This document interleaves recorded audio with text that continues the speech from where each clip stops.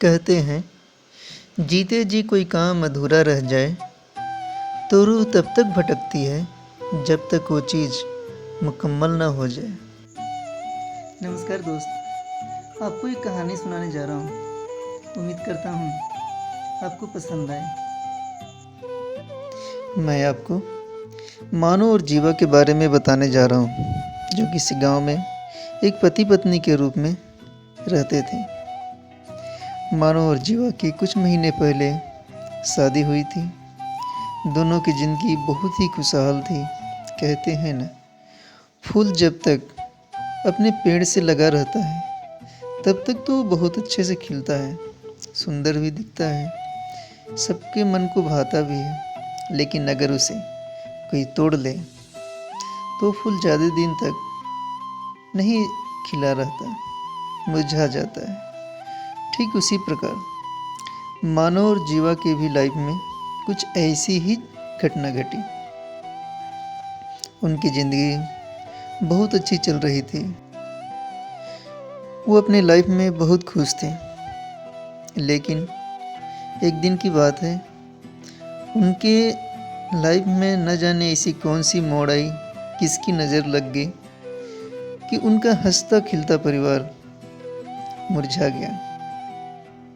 एक दिन की बात है, मानव के घर से बहुत ज़ोर से चिल्लाहट की आवाज़ आई, चिल्लाने की आवाज़ आई, चीख चीख की आवाज़ आई।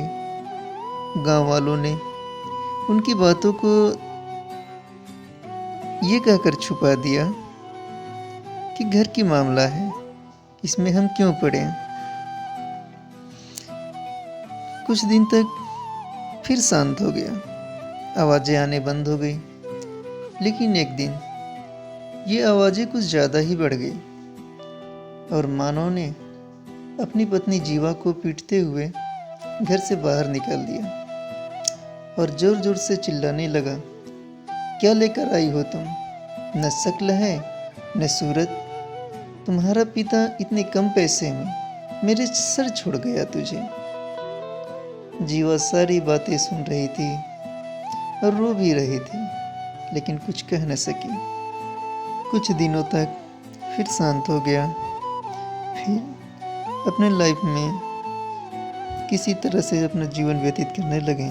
फिर एक दिन की बात है, फिर से मानव ने अपनी पत्नी जीवा को पीटता हुआ बाहर निकाला और कुछ ज़्यादा ही उस पहले की अपेक्षा कुछ ज़्यादा ही चिल्लाहट होने लगी और जीवा गांव की गलियों में भागने लगी और आवाज़ देने लगी अपनी बचाव के लिए।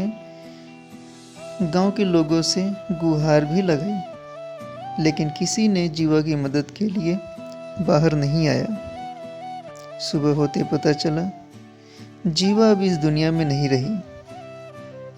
उसने खुद को आग लगा ली। कुछ दिनों के बाद पुलिस इंक्वायरी से पता चला कि मानव के घर वाले ने जीवा को आग में झोंक कर जला दिया। जीवा खुद को आग में नहीं जलाई थी। मानव ने पुलिस से बचने के लिए पैसे की गड्डियाँ भी फेंकी और अपने बचने के जितने सारे उपाय थे उसने किए और बच भी गया। एक दिन की बात है, फिर उसी घर से चिल्लाने की आवाज़ें आने लगी और गांव की गलियों में भागने लगा।